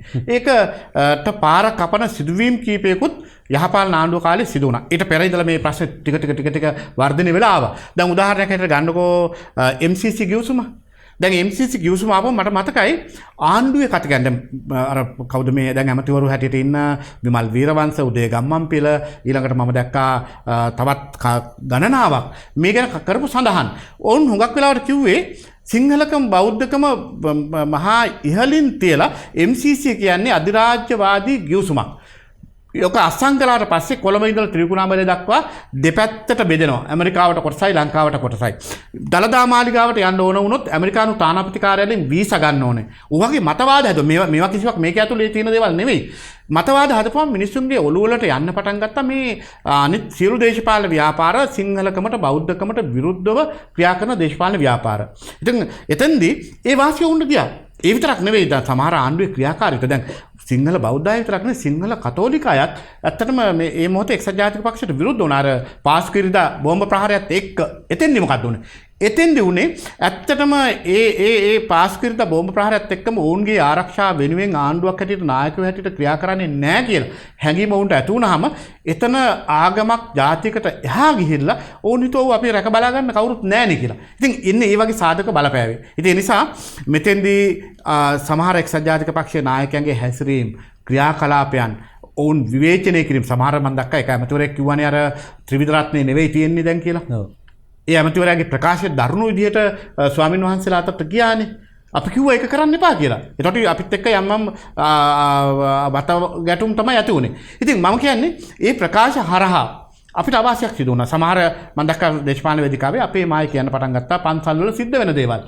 පොඩි ස්වාමින් වහන්සේලාගේ හැසිරීම, නායක ස්වාමින් වහන්සේගේ හැසිරීම ඕවා නොකළ යුතු දේවල්. සමාජයේ ආගම ජාතිය රට කියන එක හුඟක් අයගේ හිතේ කාවැදලා තියෙන සංවේදී තත්ත්වයන්. ඉතින් ඒවා සංහිංසා තමයි සිංහල බෞද්ධ ඡන්දය එතන ඇදිලා ගියේ. නමුත් මම කියන්නේ සමගි ජන බලවේගයේ නිර්මාතෘවරුන් ඒ වගේම මේ වැඩ කරන කණ්ඩායම් කවුරුවත් බෞද්ධකමටවත් වෙන ආගමකටවත් විරුද්ධ අය නෙවෙයි. අපි හැමෝම රටට ආදරය කරන කණ්ඩායමක්. ඒතර අපි කිසිදු ආගමකට කිසිම ජාතියකට විරුද්ධව වැඩ කරන කණ්ඩායමක් නෙවෙයි. සියලු දෙනාම එකට ඉන්න ඕන කියලා තීරණය කරන කණ්ඩායමක්, හිතන කණ්ඩායමක්. ඒ නිසා මේවා අනාගතයේදී මේ මිත්‍යා මත ජනතාව ප්‍රතික්ෂේප කරයි. දැන් ඒ වගේ මවපු දේවල් හරහා උන්නේ වාසිය ගත්තා. හැබැයි ඒක తాවකාලිකයි. ඉක්මනින්ම ඔය තත්ත්වය කඩාගෙන වැටේ. දැන් මේ දැන් ඔබේ පක්ෂයේත් අපි දැක්කා තවත් පක්ෂවලත් මේ දැන් යම් චෝදනා ලැබූ පිරිස ඉන්නවා. දැන් ඒ අතරදී දැන් රිෂඩ් බදුදීන් මහත්මයා පිළිබඳව ගන්න විවිධ චෝදනා තියෙනවා. නමුත් තාම ඒක නඩු මාර්ගයේ නැත්නම් අපු වෙලා නැහැ. ඒක නැත්නම් අධිකරණයෙන් මේක තීන්දුවක් වෙලා නැහැ. දැන් මෙවැනි අයත් ඔබත් එක්ක ඉන්නවා, ඔබේ පක්ෂයත් එක්ක ඉන්නවා. මේක ඔබේ ඔය කියන ඡන්ද පදනමට ගැටලුවක් නෙවෙයිද? ඇත්තටම ගැටලුවක් තිබෙනවා. නමුත් මිත්‍ර පක්ෂ හැටියට ඔවුන්ට යම් චෝදනා පත්‍රයක් නැත්තම් ඒ වගේම අධිකරණයකින් ඔවුන් වර්ධිකාරයෙක් නොවෙනවා නම් අපිට ඔවුන්ගේ ඔවුන්ව ප්‍රතික්ෂේප කිරීමේ සඳහා සාධාරණ යුක්තිසහගත කාරණයක් නැහැ. දැන් ආණ්ඩුව වුණත් බලන්න කොච්චර කතා කරත් යම් ආකාරයකින් ආණ්ඩුවට වමනාවක් තිබුණොත් ඔය අය ගන්නේ නැහැ කියලා සහතිකයක් කාටවත් දෙන්න බෑනේ. ඔවුන් කිව්වනේ. ඉතිහාසයේ ඒ දේශපාලන වාසියට ඔවුන් මැතිවරණයට පෙර යම් යම් කාරණා සඳහන් කරත් පසුත් කිව්වා. නෑ අපි හිතමු කිව්වයි කියලා. හැබැයි අපි හිතමු මේකේ 3-2 බලය පිළිබඳ ප්‍රශ්නයක් තිබුණොත් මේ 20 වෙනි සංශෝධනය ගේන්න. ඔබට කියන්න පුළුවන්ද ඔවුන් 100%ක්ම අපිට 3-2 නැති වුණත් මොවුන් ගන්න නැහැ කියලා.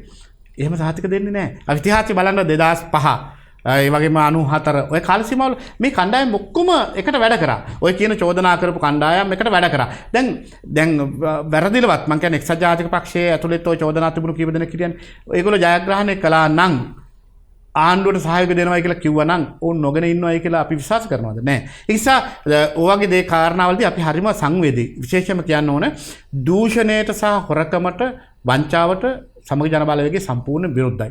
කාට හරි එහෙම චෝදනාවක් තිබෙනවා නම් අපි කියන්නේ මේවා දේශපාලන වේදිකාවල පාවිච්චි කරන්න ඕන නැහැ. එයාට විරුද්ධ නීති අනුකූල ක්‍රියා කරන්න. දඬුවම් දෙන්න. දැන් මේ ආණ්ඩුවට පළවෙනි කාරණේ තමයි ගිය ආණ්ඩුවත් එක කරේ නැහැ. දැන් 2015 ආණ්ඩුව ප්‍රධානම පොරොන්දුවක්නේ දූෂිතයන්ට දඬුවම් කරනවා කියලා. හොරුන්ට දඬුවම් කරනවා කියලා. හැබැයි ඇවිල්ලා මොකද්ද කරේ? හොරු ආණ්ඩුව අල්ලගත්තා කියලා මිනිස්සු කියන්නේ. ආණ්ඩුව හොරු අල්ලගෙන. ඉතින් හොරුත් එක්ක ජීවත් වෙන්න පටන් ගත්තා. ඒක කරේ නැහැ. ඇත්තටද එහෙම වුණේ? ඇත්තට මෙහෙම වෙලා තිබෙනවනේ.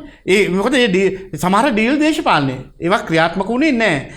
ඒක නිසාම මේගොල්ලොත් කිව්වා මහා බැංකුව කඩපුුන්ට හොරුත් නඩු දානවා. තව ගොඩක් දේවල් කිව්වා. ටෙන්ඩර් කර තියෙන වංචාවල් ඒ වගේම වත්කම් හුඟක් දේවල් කිව්වනේ. දැන් මේගොල්ලොත් නිහඬයිනේ. දැන් පළවෙනි කාරණේ එහෙනම් ශ්‍රී ලංකා මහ බැංකුවේ බැඳුම් කර ගනුදෙනුවට සම්බන්ධ ප්‍රධානම සැකකරුවා තාමත් නිදැල්ලේ සිංගප්පූරුවට වෙලා ඉන්නවනේ අර්ජුන මහේන්ද්‍රන්. එතකොට ආණ්ඩුවට පුළුවන් රාජතාන්ත්‍රික ක්‍රියාවලිය පාවිච්චි කරලා වහාම ඔබ රටට ගේන්න ඔහු වරන්තුකරුවෙක්. ජාත්‍යන්තර වරන්තුකරුවෙක්. ඇයි ගේන්නේ නැත්තේ? ලෝකේ ඕනම හොරෙක් අල්ලගන්න පුළුවන් නේ. අල්ලගන්න නැත්තේ ඇයි? ඒක තමයි මේ ආණ්ඩුවෙත් සම්ප්‍රදාය වෙලා තිබෙන්නේ. අර දේශපාලන වේදිකාවේ කියලා මිනිස්සුන් රවට්ටනවා. එතනින් එහාට මුකුත් කරන්නේ නැහැ. ඒක වැරදි සම්ප්‍රදායක්. හොඳයි. දැන් ඊළඟට දැන් මේ ප්‍රධානම කාරණේ බවට පත් වෙන්නේ උණුසුම කාරණේ බවට පත් වෙන්නේ මේ 20 වෙනි සංශෝධනය කියන කාරණේ. 20 වෙනි සංශෝධනය පිළිබඳව ආණ්ඩුවත් කිව්වා අපිට 3-2 බලයක් දෙන්න අපි අලුත් ව්‍යවස්ථාවක් ගෙනවා. හැබැයි අලුත් ව්‍යවස්ථා මණ්ඩලයක් පත් කරලා තියෙනවා. නමුත් ව්‍යවස්ථාව නැහැ. සංශෝධනයක් ගෙනල්ලා තියෙනවා. මේ සංශෝධනයේ තියෙන කරුණු කාරණාත් දැන් සමාජගත වෙලා තියෙනවා. ගැසට් කරලා තියෙනවා. දැන් මේ ගැන ඔබතුමාට සරලව කියන්න තියෙනවා. මට ඇත්තටම කියන්න තියෙන්නේ 19 වෙනි ව්‍යවස්ථා සංශෝධනයට අත උස්සපු පාර්ලිමේන්තු මන්ත්‍රීවරයෙක් මම. ඒක 100%ක් හරි කියලා නෙවෙයි. ඒක තඩුපාඩුකම් තිබෙනවා. ඒක හදන්න ඕන. සංශෝධනය කරන්න ඕන. ඒක ඇත්ත. හැබැයි මේ ආණ්ඩුව 20 වෙනි සංශෝධනය කියලා මොකද්ද ගෙනල්ලා තිබෙන්නේ? 20 වෙනි සංශෝධනයේ හරහා ගෙනලා තිබෙන්නේ 19 වෙනි ව්‍යවස්ථා සංශෝධනයෙන් යම් ආකාරයක ප්‍රජාතන්ත්‍රවාදයට, ඒ වගේම සිවිල් අයිතිවාසිකම් වලට, පුරවැසි අයිතිවාසිකම් වලට ශක්තිමත් කරන්න ගෙනාපු නීතිමය රාමුව එහෙම පිටින්ම කඩලා දේශපාලනීකරණය කිරීම සඳහාත් ඒ වගේම දේශපාලන වශයෙන් රාජතන්ත්‍රයේ ක්‍රියාවට නැංවීමට අවශ්‍ය පරිසරය හදලා ඒකාධිපති තත්ත්වයක් නිර්මාණය කිරීම වෙනුවනොත් ඒ වගේම මහජන පුරවැසි අයිතියට පයින් ගැහිම වෙනුවනොත් සංශෝධන කිහිපයක් ගෙනලා තිබෙනවා. මම එකක් කියන්න ඕනේ හැම විටම රටක නීතියක් සකස් කරන්නේ පුරවැසියන් වෙනුවෙන්. පුරවැසියන් රකින්න. පාලකයන්ගේ නීතිය පුරවැසියන්ගේ නීතිය නෙවෙයි. පාලකයන් වෙනුවෙන් තමයි මේ නීතිය ව්‍යවස්ථාවක් වයින් පුරවැසියන් හදලා දෙන්නේ. අපි අපේ දේශපාලන සම්ප්‍රදාය ඒකනේ. ඒ කියන්නේ පාර්ලිමේන්තුවක් කියලා කියන්නේ පුරවැසියෝ. ඒතර පුරවැසියන්ගේ නායකයෝ හදලා දුන්නාම පාලකයෝ ඒක ක්‍රියාත්මක කරන එක. ඉතින් මේ සම්ප්‍රදායෙන් පිට 20 වෙනි සංශෝධනය ගෙනලා තිබෙනවා. 20 වෙනි සංශෝධනයේ තියෙන භයානකම කාරණාව මොකද්ද? පළවෙනි එක බලන්න ද්විත්ව පුරවැසි භාවය පිළිබඳව අරගෙන තියෙන තීන්දුව. දැන් ද්විත්ව පුරවැසි භාවයක් තිබෙනවා. ඒ කියන්නේ රටවල් දෙකක පුරවැසියන්ට ලියාපදිංචි වෙලා ඉන්න ඕනම කෙනෙකුට ලංකාවේ ඕනම තනතුරක් දරන්න පුළුවන්. පහුගිය 19 කලේ පාර්ලිමේන්තුවට එන්න ජනාධිපතිවරණයට තරම් කරන්න පුරවැසි භාවය හරස් කළා. ඒක හරි. රටේ පුරවැසියෙක් නොවන පුද්ගලයෙක් රටේ නායකයා විය යුතු නැහැ. රටේ ව්‍යවස්ථාදායකයට පත් විය යුතු නැහැ. එතනින් එහාත් යන්නනේ තිබුණේ. මම එතනින් එහා කියන්නේ මොකක්ද? 19 තිබුණු අඩුපාඩුව එතනින් එහා ගෙනියන්න. ඒ කිව්වේ මේ රටේ කිසිදු මහජන නියෝජිත ආයතනයකට ශ්‍රී ලාංකික පුරවැසි භාවය පමණක් සහතික වෙන පුද්ගලයන්ට ඉඩ දීමට තවදුරටත් ඉස්සරහට යන්න තමයි. කිව්වේ ද්විත්ව පුරවැසියන්ට බෑ පළාත් සභාවට එන්න, ප්‍රාදේශ සභාවට එන්න, මහජන ආයතනයකට. ඒක එක පැත්තක්. අනිත් පැත්ත තමයි දැන් උසස් නිලයන් දරන ඒ කියන්නේ හයි පෝස්ට් දරන පුජ්‍යලනේ කියන්නේ අපි හිතමු පොලිස්පතිවරයා, නීතිපතිවරයා, හමුදාපතිවරයා, ගුවන් හමුදාපති, නාවික හමුදාපති, විගණකාධිපති, අපි කියමු ලංකාවේ ඔහොම ඉහළ තනතුරු ගොඩ අමාත්‍යාංශ ලේකම්වරුන් ඒ වගේ අයටත් තහනම් කරන්නයි රටවල් දෙකක සමාජිකයෝ වෙනවා නම් පුරවැසියන් වෙනවා නම් ඔවුන් කොහොමද ලංකාවේ ඉහළම තනතුරු දරන්නේ? තුන්වෙනුව මම කියනවා රාජතාන්ත්‍රික සේවයටත් මේක අඳුන්වා දෙන්න ඕන. මොකද අපේ තානාපතිවරු දූත මෙහෙවර වලට යන අය තනිකර ශ්‍රී ලාංකික අනන්‍යතාවය හෝ පුරවැසිකම නැතිව වෙනත් රටවල පුරවැසිකමුත් දරමින් ඒ තනතුරු දරනවා නම් ඔහු රට වෙනුවෙන්ම හැඟීමකින් ක්‍රියා කරනවාද? මම දන්න එක තානාපතිවරයෙක් හිටියා. ඔහු ඒ අදාළ රටේ පුරවැසියෙක්, ශ්‍රී ලංකාවේ පුරවැසියෙක්, ද්විත්ව පුරවැසියෙක්. ඔහු ඒ අදාළ රටටම තානාපති හැටියට පත් කරා. එතකොට ඔහුගේ බැඳීම තියෙන කොතනද? ඔහු ලංකාව වෙනුවෙන්ද ක්‍රියා කරන්නේ ඒ රටේ කොඩියට, ඒ රටේ ව්‍යවස්ථාවට නෙවෙයිද ඔහු දියුරුම් දෙන්නේ. ඉතින් මේක කරන්නේ නැතුව මේක අයින් කිරීම හරහා මොකද්ද කළේ? සම්පූර්ණ විවෘත කළා. යලිත් විජාතික තත්ත්වයක් තියෙන අයටත් රටේ පුරවැසියන් හැටියට මේකට එන්න පුළුවන්කම තුනක්. මම අහන්නේ රටට ආදරේ නම් ඔය තරම් ජාති හිතයිශීව කතා කරන කණ්ඩායම් වලට තිබුණේ ඒ රටවල පුරවැසි භාවය ඉල්ලාස් කරගෙන මෙහෙවට තරම් කළ මේවට එන්නනේ. ඇයි ඒක අස් කරගන්නේ නැතුව හිතුවක්කාර විදිහට තමන්ගේ පුජ්‍යලික වමනාවට නීති ගෙනල්ලා ඒකත් රැකගෙන මේකත් තරම් කරන්න ඕන කියලා ගේන්නේ. ඒක ජාති හිතයිශිකමක්ද? ඒක සිංහලකම බෞද්ධකම ශ්‍රී ලාංකික අනන්‍යතාවද? ඒක භයානකයි. දෙක මම කියන්නේ ඇමතිකම් ඕන තරම් දැන් පත් කරන්න පුළුවන්. මේ සංශෝධන. ඒක හරිම භයානකයි. නියෝජ්‍ය ඇමතුරු ඕන තරම් පත් කරන්න පුළුවන්. ඒත් එක්කම ජනාධිපතිවරයාගේ වයස් සීමාවල් වෙනස් කළ තියෙනවා. මම දන්නේ ඇයි කියලා. ඒවා සරල කාරණා. ජනාධිපති අපේක්ෂකෙක් විය යුත්තේ යම්කිසි විදිහක තුලනාත්මක තත්වයක. ඒ කියන්නේ යම්කිසි අවබෝධයක් තිබිය යුතුයි. රටේ නායකයා ලෝකේ අවුරුදු 20කින් 25කින් නායකයෝ වෙලා නැහැ නේ. ඒකාධිපති නායකයෝ හැර. එහෙමනම් අපි කියන්නේ මේ අවබෝධය ලබාගෙන එතනින් එහෙන්ට යම්කිසි නීති රාමුවක් තියෙන්න ඕනේ. ඉතින් ඒව ඔක්කොම අයින් කළා. දා ස්වාධීන කොමිසම සභාව හරිම භයානකයි. ඒව වෙනස් කිරීම. දැන් ඕන නම් අග්‍රවිනිශ්චයකාරවරයා, නීති ශ්‍රේෂ්ඨාධිකරණ විනිශ්චයකාරවරු, ඒ වගේම අනිත් තනතුරු වලට පත් කිරීම ඔක්කොම එක පුජ්‍යලෙක් කරන්නේ. මම කියන්නේ ওই දුත්ත පුරවැසි භාවයේ අධිකරණ ශ්‍රේෂ්ඨයට දාන්න ඕනේ. ඉතින් මේ වගේ නරක පූර්වාදර්ශයක් ඇති කිරීම හරහා වෙන්නේ මොකක්ද දන්නවද? ඊළඟට බලයට එන පුජ්‍යලයනොත් තමන්ගේ අභිමතය පාවිච්චි කරලා පුජ්‍යලික න්‍යාය පත්‍රයන් වලට අනුව නීති රීති හදන්න බලයි. ඒකයි භයානකම. ඒකයි අපි විරුද්ධ. අපි කියන්නේ මේකට විරුද්ධව අපිට කරන්න පුළුවන් පියවර කීපයයිනේ තියෙන්නේ. එකක් අපිට ශ්‍රේෂ්ඨාධිකරණයට ගිහලා තර්ක කරන්න පුළුවන්. කොයිතරම් දුරට ඒක සාර්ථක වේද අසාර්ථක වේද කියලා කියන්න බෑ. මොකද ශ්‍රේෂ්ඨාධිකරණයේ අර්ථ නිරූපණය දෙන්නේ පවතින නීති රාමුව යටතේනේ. ඒ නිසා අපි තර්ක කරනවා ඒක පුරවැසියන්ගේ පැත්තෙන්. දෙක අපිට පාර්ලිමේන්තුව තුළ විරුද්ධ වෙන්න පුළුවන්. හැබැයි 3-2 බලයක් මේ පැත්තේ තියෙනවා. අපිට 4 වෙනුව සිවිල් සමාජය දැනවත් කරලා පාරට බහැලා කරන ව්‍යාපාරයක් කරන්න පුළුවන්. ඒක කොයි තරම් ආණ්ඩුවට දැනෙයිද කියලා අපි දන්නේ නැහැ. ඉතින් මේ වගේ ක්‍රියාදාමයන් තමයි අපිට කරන්න සිදු වෙන්නේ. ඒවා ක්‍රියාත්මක වීම සමගි ජන බලවේගයේ නායකත්වය දෙනවා. හොඳයි. අපි ඉදිරියට බලාගෙන ඉමු. අපේ වැඩසටහන නිමා කරන්න ඕනේ. මට කෙටි ප්‍රශ්න ටිකකට උත්තර ටිකක් දෙන්න. ඔබ වත්කම් බැරකම් ඉදිරිපත් කරලා තිබෙන්නේ. ඔව් ඇත්තටම වත්කම් බැරකම් පෝරමය මට ලැබිලා තිබෙනවා. ඒක මම මේ සතියේ ඉදිරිපත් කරනවා. ඒත් වත්කම් බැරකම් ප්‍රකාශනයක් ජාතික ලයිස්තු අපේක්ෂක හැටියට දැනටමත් මැතිවරණ කොමසාරිස්වරයාට බාර දීලා තියෙනවා. එහි පිටපතක් තමයි නැවත දෙන්න තියෙන්නේ පාර්ලිමේන්තු මහලේකම්වරයාට. ඔබ මේ දැන් සාමාන්‍ය කිව්වා ඡන්ද ප්‍රමාණය දිනින් දින වැඩි කරගත්තා කියලා. ඇත්තටම මහනුවර ජනතාව වෙනුවෙන් වැඩක් කරලා තියෙනවා. ඔව් මහනුවර ජනතාව වෙනුවෙන් මම දරපු තනතුරු අනුව යම් යම් ක්‍රියාදාමයන් කරලා තිබෙනවා. ඒත් එක්කම മന്ത്രിවරයෙක් හැටියට අර මහ ජනතාවගේ මූලික අයිති දේවල් වෙනුවෙන් බොහෝ දේවල් අවුරුදු 20 ගණනක්. ඒ කියන්නේ බිම් මට්ටමේ සංවර්ධන ව්‍යාපාර කරන්න. ඒ වගේම බිම් මට්ටමේ වැඩපිළිවෙල කරන්න ඔවුන් සමග දායක වෙලා සුවිශේෂ කාර්යභාරයක් ඉටු කරලා තිබෙනවා. ඒ නිසා තමයි ඔවුන් හැම විටම මේ බැඳීම තිබෙන්නේ. බොහොම සුන්දර කාරණයක් අවසානයේදී ඔබ වෙනුවෙන් මුහුණු පොතේ පහුගිය කාලෙක බෑනාවරුන්ගේ සංගම පවා හදාගෙන තිබ්බා. එවැනි දේවල් දැකීමෙන් ඔබට මොකද හිතෙන්නේ? දැන් තරහ යන්නේ නැද්ද? ඇත්තටම නෑ. මම මුහුණු පොතත් එක්ක වැඩ කරන කෙනෙක්. ඒ Facebook එක සමීප සම්බන්ධතාවය මගේ තිබෙනවා. ඒක මම ඉතක ආඩම්බර වෙනවා. මොකද මම කියන්නේ හුඟක් අය ඒක විහිළුවට ගත්තට මම දැක්කා ඔය සංවිධානයේ බෑනාවරුන්ගේ සංවිධානයේ ඇති වුණේ 2015 පෙබරවාරි 2 වෙනිදා මම අත්අඩංගුවට අරගෙන රිමාන්ඩ් බාරයට පත් කරාට පස්සේ ඔවුන් හැදුවා ඒ වෙලාවේ මගේ දියණිය ඇවිල්ලා මා වෙනුවෙන් රූපවාහිනිය කතා කළා නිදහස් කරන්න කියලා. ඒ මොහොතේ කණ්ඩායමක් එකතු වෙලා හදපු එකක්. මම හිතනවා ඔය හදපු පුජ්‍යලයාවත් අපේක්ෂා කරන්න නැතුව ඇති. පැය 72ක් ඇතුළත 21000ක් ග්‍රාහකෝ කියන්නේ ලයික් නේද කියන්නේ එකට ඇතුල් වෙලා තිබුණා. ඒක සුවිශේෂ කාරණාවක්. මම හිතනවා ඒ නිර්මාණය කරපු පුජ්‍යලයාවත් එහෙම හිතන්නේ නැතුව හාස්‍යයට හදන්නේ නැති සමහර විට ඒ වගකීමකින් තොරව ඒ වගේ දෙයක් කරන හැබැයි ඒක ලංකාවේ ජනප්‍රියම කාරණයක් බවට පත් වුණා. මම කියන්නේ ඒකට බොහොම හොඳ මම සතුටුයි. මං කියන්නේ ඒ හරහා මං කියන්නේ ඒක හරි හෝ වැරදි හෝ කුමන දෙයක් සිදු වුණත් ඒ බෑනවරුන්ගේ සංගමය මාව නිදහස් කරන්න කියලා ගෙන ගිය පණිවිඩය ශක්තිමත්නේ. බොහොම සතුටුයි. මම හිතන්නේ දේශපාලනයේ සිදු විය යුතු මෙයයි. සියල්ල ඉතාමත් සමබරව විඳදරාගෙන ඉදිරි ගමනක් තමයි අපේක්ෂා කරන්නේ.